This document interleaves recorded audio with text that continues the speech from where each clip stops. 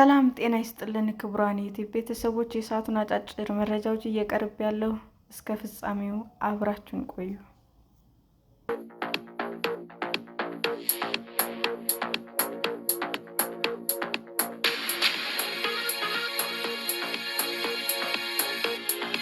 ከ45 ዓመት በታች የሆኑት ጀርመናውያን ወንዶች ከሀገር ውጭ ለመቆየት ወታደራዊ ፍቃድ ሊያስፈልጋቸው ይችላል ተባለ።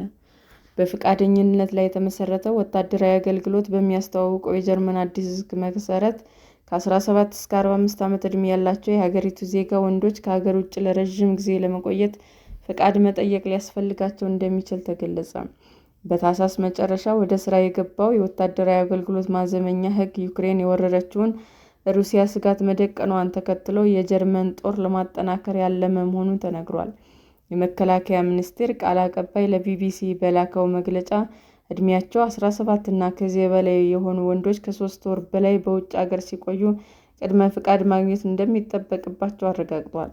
በአዲሱ ሕግ መሰረት የጉዞ ፈቃድ ሊኖር እንደሚገባ ቢገልጽም ሕጉ ቢጣስ ስለሚተገበርበት መንገድ ግን ግልጽ አይደለም። ጉዳዩ ዓርብ ዕለት በፍራንክፈርተር ሩንድስቹ ጋዜጣ ላይ እስኪዘገብ ድረስ ፈቃድ የማግኘት ሕጉ ብዙም ትኩረት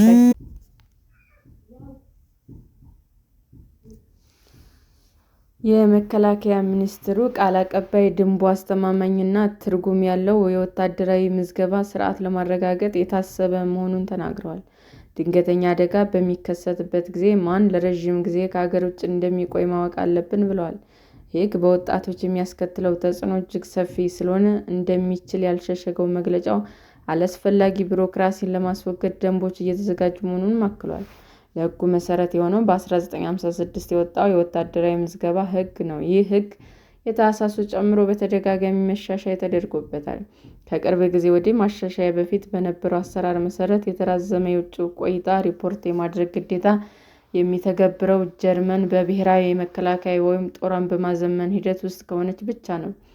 የመከላከያ ሚኒስቴሩ ባለስልጣናት ተመሳሳይ ድንጋጌ በቀዝቃዛው ጦርነት ወቅት ወደ ሥራ የገባ ቢሆንም እና ምንም ተግባራዊ ጠቀሜታ ያልነበረው መሆኑን ተናግረዋል። የወታደራዊ አገልግሎት ማዘመኛ ሕጉ በ2035 የሀገሪቱን ጦር ቁጥር ከ180,000 አካባቢ ወደ 260,000 ለማሳደግ እቅድ ይዟል።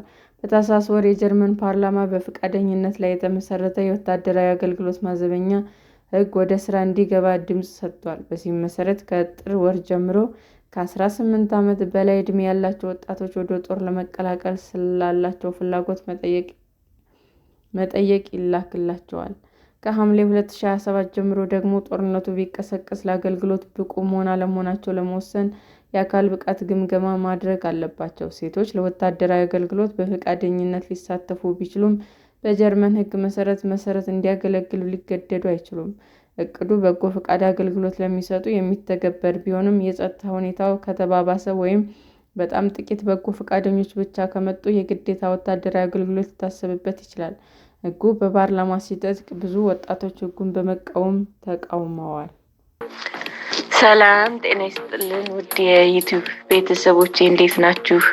አዲስ ጀማሪ ነኝና ሰብስክራይብ ያደረጋችሁ አበረታቱኝ። አመሰግናለሁ። የዩቲዩብ አድማጮቻችን ለሰዓቱ ያቀረብኩላችሁ አጫጭር መረጃዎች ይህንን ይመስል ነበር። በሌላ መረጃ እስክንገናኝ ሼር፣ ላይክ፣ ሰብስክራይብ እንዲሁም ቢቀርብልን የምትሉት መረጃ ካለ ኮመንት እያደረጋችሁ ቸር ቆዩን።